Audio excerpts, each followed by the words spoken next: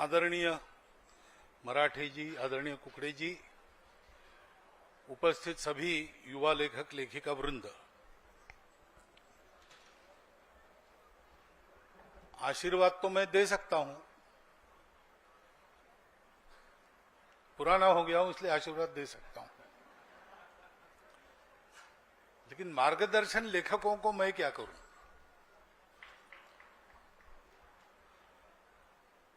लेखन एक प्रतिभा है जो सबके पास नहीं होती। उस प्रतिभा के बारे में मैं कुछ नहीं जानता।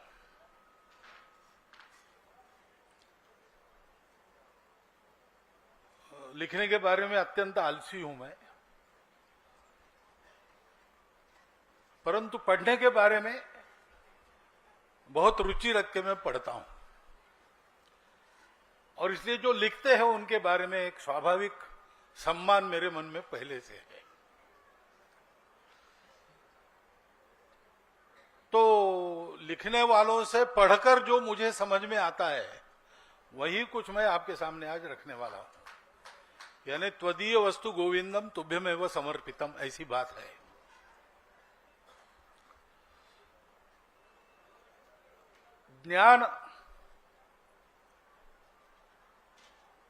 ज्ञान का दो प्रकार से अर्थ होता है।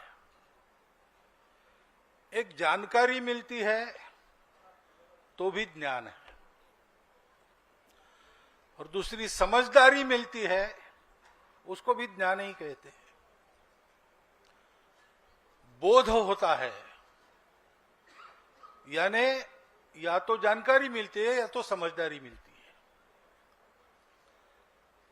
केवल जानकारी पहुंचानी है कि समझदारी भी पहुंचानी है। तो एक कथा मैंने सुनी कि गंगा पार करने के लिए एक नौका में बैठकर एक गणित के और फिजिक्स के प्रोफेसर जा रहे थे, और नौका चलाने वाले से बात कर रहे थे कि क्या सीखे हो भाई कुछ। अब नौका चला रहे हो तो जानते हो क्या पानी की स्पेसिफिक ग्रेविटी क्या होती है, लकड़ी की क्या होती है, और कैसा कैसा सब पानी का प्रवाह कैसे प्रयत्न करता है, और नौका उसको काटते हुए आगे बढ़ती है तो एक्सीलरेशन वगैरह वगैरह सारी बातें। उसने कहा बाबूजी ये हमको कहाँ पता, हम तो ये नौका चला के अपना पेट पालने वाले लोग हैं, सब सीखने को समय नहीं मिला। तो उन्होंने कहा तुम्हारा 1/4 आयुष्य बेकार गया। फिर गणित वाले सामने आ गए कि अच्छा चलो गुजारा करते हो इस पर, तो गिनना तो आता ही होगा। नहीं महाराज वो भी नहीं, गिनती विनती भी नहीं हम जानते, हमको तो वो पहचान में आता है सिक्का, 54 वाला सिक्का, 58 वाला सिक्का, रुपए वाला सिक्का, उसके भरोसे हम लेन देन करते हैं यहां। तो बोले तुम्हारा और 1/4 आयुष्य बेकार गया। अब वो कुछ बोला नहीं। थोड़ी देर के बाद तूफान आ गया। गंगा जहां मिलती है सागर से उसके आसपास ऐसा रहता है कि सागर से बड़ी लहरें उठी तो वो गंगा में पीछे आती है। तूफान के समय ऐसा होता है, तब बड़ा खतरनाक होता है। तो वो नैया हिचकोले खाने लगी और प्रोफेसर लोग जरा अपने जान को मुट्ठी में पकड़ के नौका को पकड़ के बैठे। तो इसने पूछा कि महाशय आप लोगों को तैरना आता है क्या? उन्होंने कहा नहीं तैरना तो हम नहीं सीखे। तो फिर मेरी तो आधी जिंदगी बेकार गई, आपकी तो यहां पूरी जाने वाली है पानी में।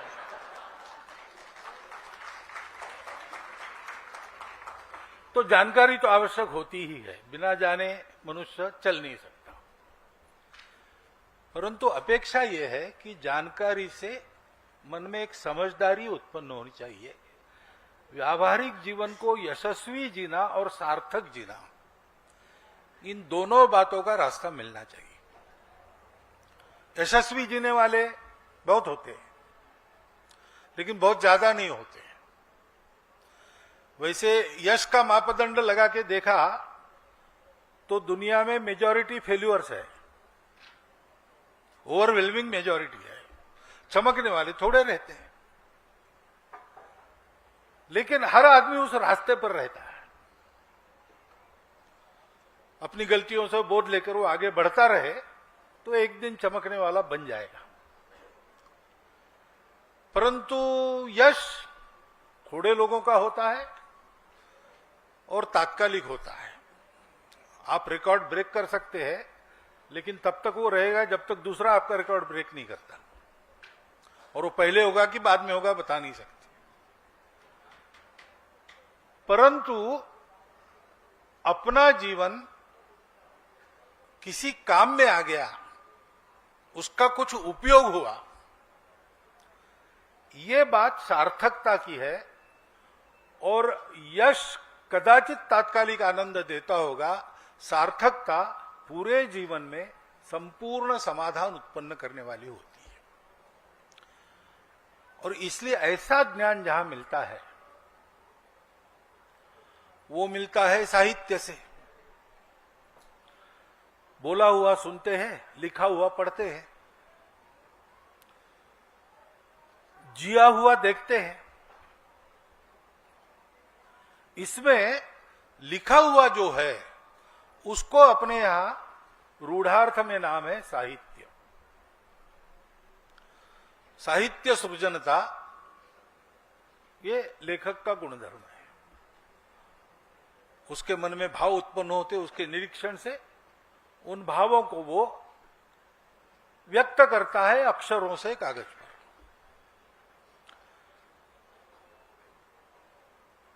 अब ये साहित्य इस शब्द का अर्थ क्या है?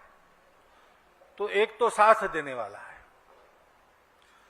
यानी पढ़ा छोड़ दिया तो रह गया, ऐसा नहीं है।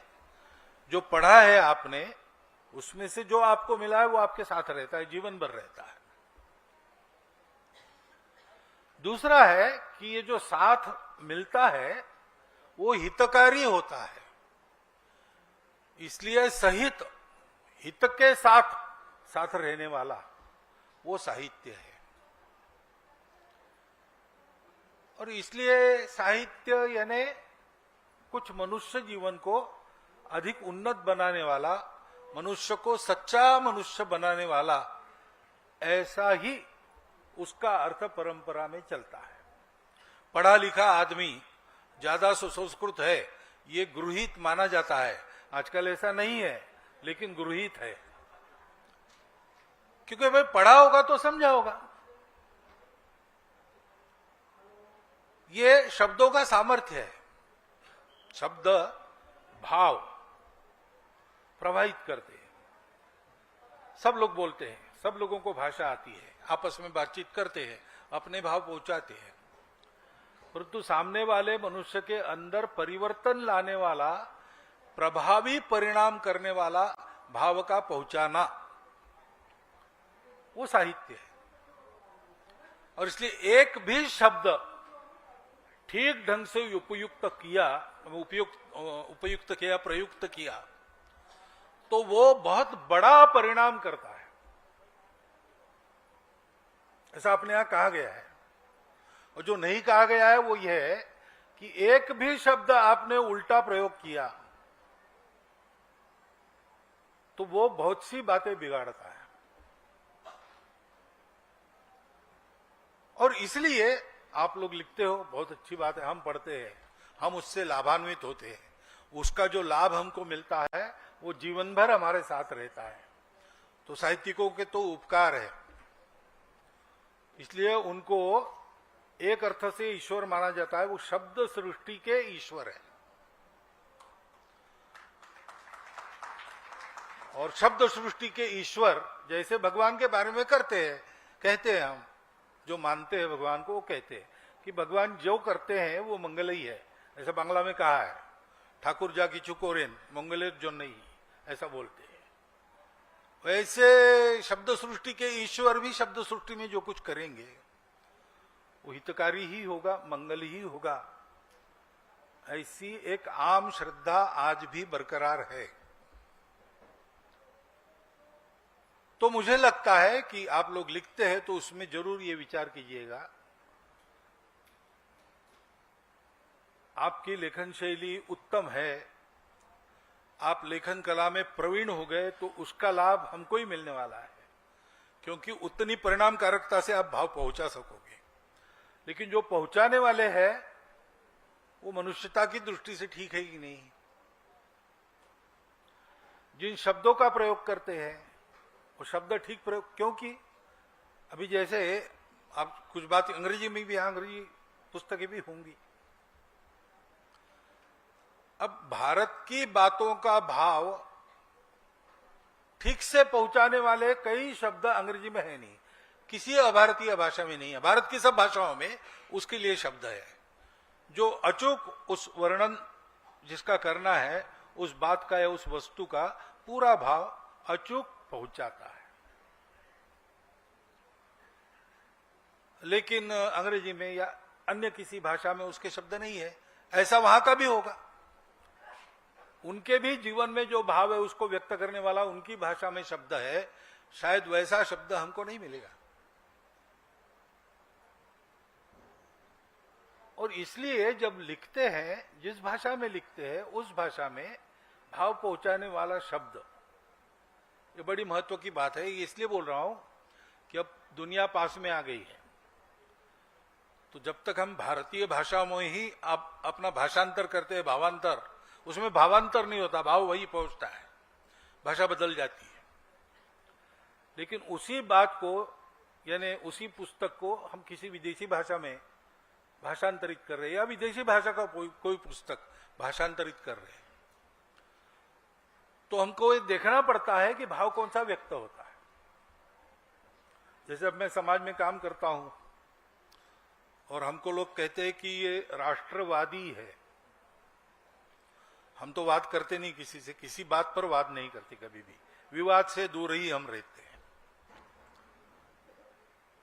विवाद करना ये अपने प्रकृति में, अपने देश के प्रकृति में नहीं है। मिलकर चलना, आपस में मित्रता करना, यही अपने देश में प्रकृति में है, परंपरा से।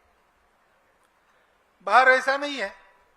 उनका जीवन जिन परिस्थितियों में आगे चला, उनमें उनको विवाद, संघर्ष ये सब करना पड़ा।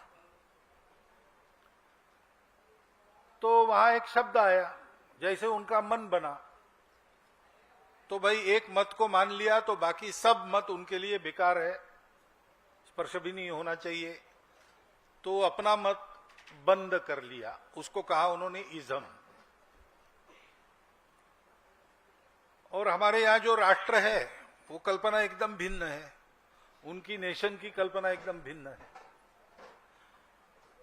तो हमारे राष्ट्र को क्या कहना उनकी समझ में नहीं आया, तो उसके जैसा क्या है नेशन, तो नेशन बना दिया, तो नेशनलिज्म हो गया। अब हम अपने शब्दों को तो नहीं जानते, उनके शब्दों को जानते हैं, तो उन्होंने राष्ट्र को नेशन बना दिया, हम नेशन कहते हैं और नेशनलिज्म कहते हैं।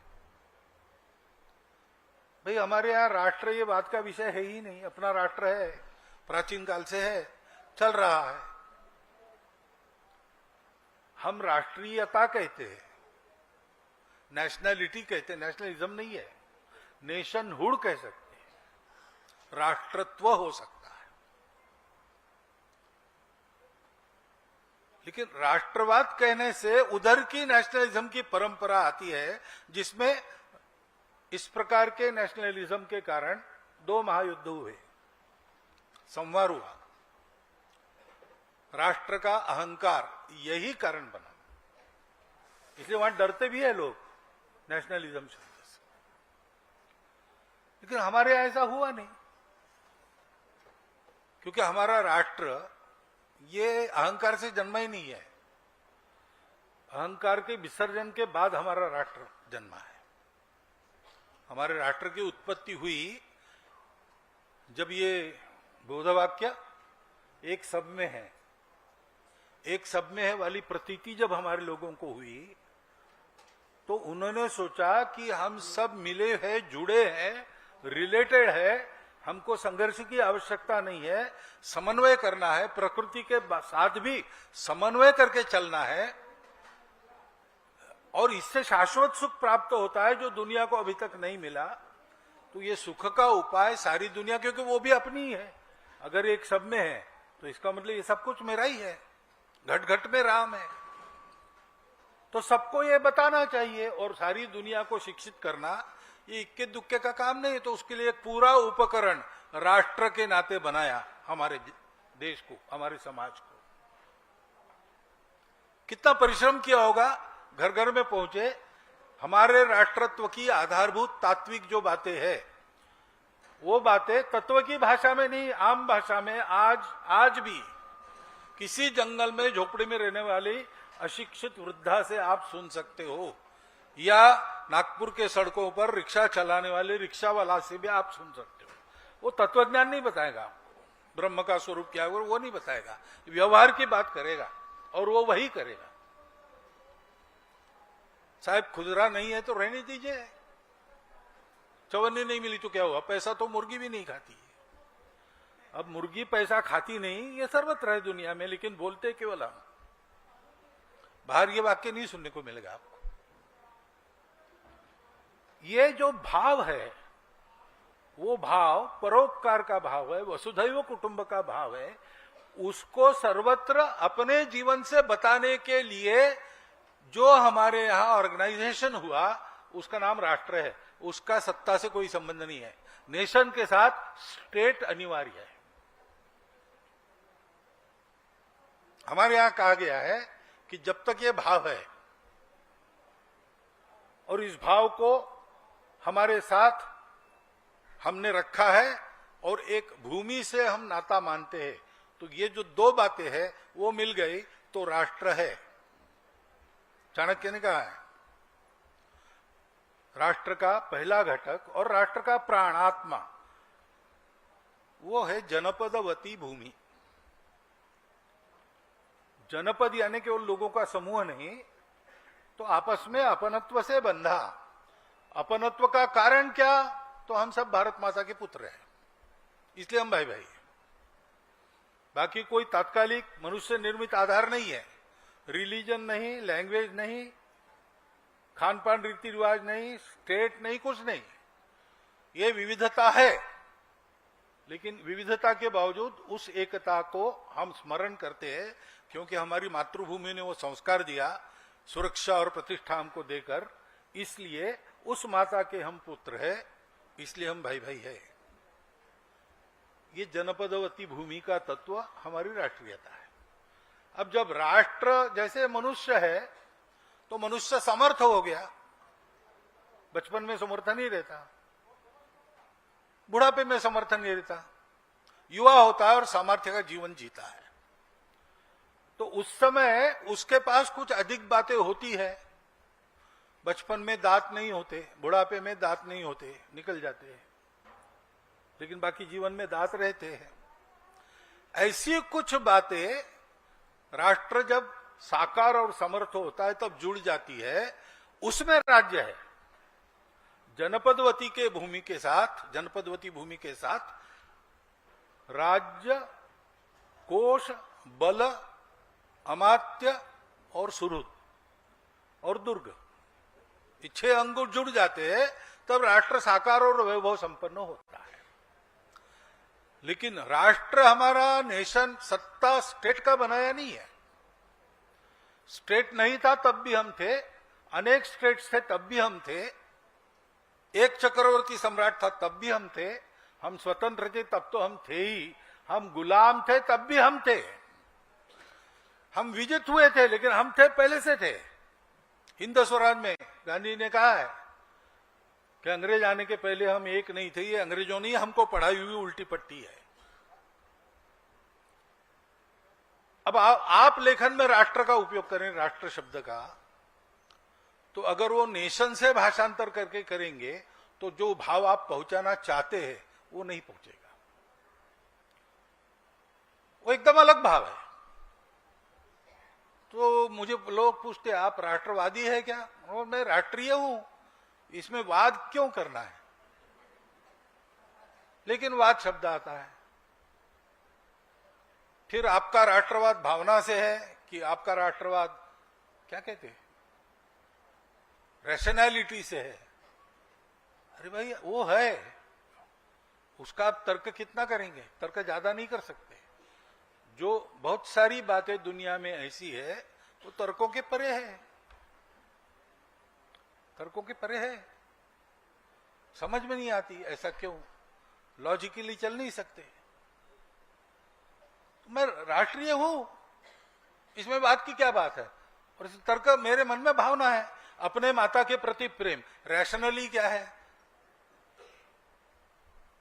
भाई, वो खाती है इसलिए मेरा पेट नहीं भरता। ठीक है, 9 महीने उसने पाला, क्या बिल है बता दो, चुका दूंगा। ऐसे नहीं चलता भाई।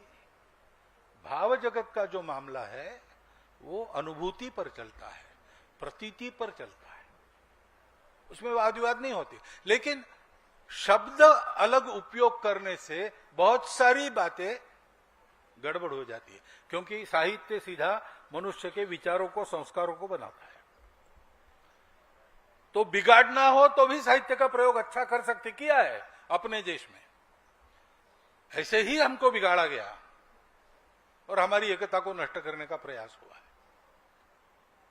और इसलिए आज तो आपके सामने बोलते समय पहली बार आपके प्रति मैं अपनी हार्दिक कृतज्ञता व्यक्त करता हूं। बचपन से बहुत पढ़ा है, अभी भी पढ़ रहा हूं, आगे भी पढ़ूंगा, लेकिन कभी लिखने वालों को कृतज्ञता पूर्वक नमस्कार करने का अवसर मुझे नहीं मिला था, वो आज मिल गया, उसका मैं लाभ ले रहा हूं। और दूसरी बात है कि युवा लेखक के नाते, क्योंकि आगे बहुत साल आप लिखेंगे, तो मेरी प्रार्थना है कि मूल से अध्ययन कीजिए और प्रत्यक्ष अनुभव कीजिए। उस प्रतीति के आधार पर आप लिखिए। ये बात सही है कि साहित्य का निर्माण एक प्रतिक्रिया के नाते होता है। क्रौंच पक्षी को बाण लगा, इसलिए द्रवित हृदय होकर वाल्मीकि के हृदय से श्लोक प्रकट हुआ। यही साहित्य की जन्म कथा हमारे यहां मानी जाती है। तो उधर कैथारसिस कहते हैं, भावनाओं का निपटारा कर देना, ऐसा कहते हैं। लेकिन वो भावना ठीक है, लेकिन उस भावना पर चित्त का नियंत्रण है, क्योंकि उद्देश्य सदुद्देश्य है, लोक कल्याण के लिए है। और इसलिए जन कल्याण के लिए ये कर्तव्य करते रहना, जन कल्याण के लिए ही करते रहना। उसमें से कुछ लाभ हुआ, पुरस्कार मिला आपको वगैरह, तो ये आपातता होने वाला भाग है, उसको नकारने की जरूरत नहीं, लेकिन उसकी आस लगा के मत लिखना, क्योंकि दुनिया क्या आपको पुरस्कार देगी। आप नहीं जानते, लेकिन आपका एक लेख पढ़कर कोई कहता है बहुत सुंदर लेख है, तो आपके लिखने का सार्थक हो गया। आप जानते होंगे, नहीं जानते। इसलिए इन बातों में न पड़ते हुए आप लिखिए, मनुष्यों को अच्छे मनुष्य बनाने के लिए लिखिए, क्योंकि वही अपने देश का भाव है। मनुष्य को अच्छा मनुष्य होना है। हे विश्वची माझे घर, ऐशी जयाची मती स्थिर, किंबहुना चराचर आपणची जाहला। ये मनुष्य के उन्नति का चरम है। उस चरम का आदर्श सामने रखकर चलने वाले हम लोग हैं।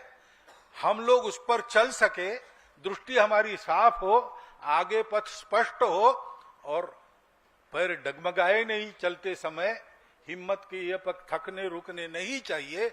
इस प्रकार के बल का भाव अंदर भरने वाला साहित्य आप लोग सृजित कीजिए। इतना एक विनम्र अनुरोध एक वाचक के नाते आपके सामने रखता हूं और मेरे शब्दों को समाप्त करता हूं।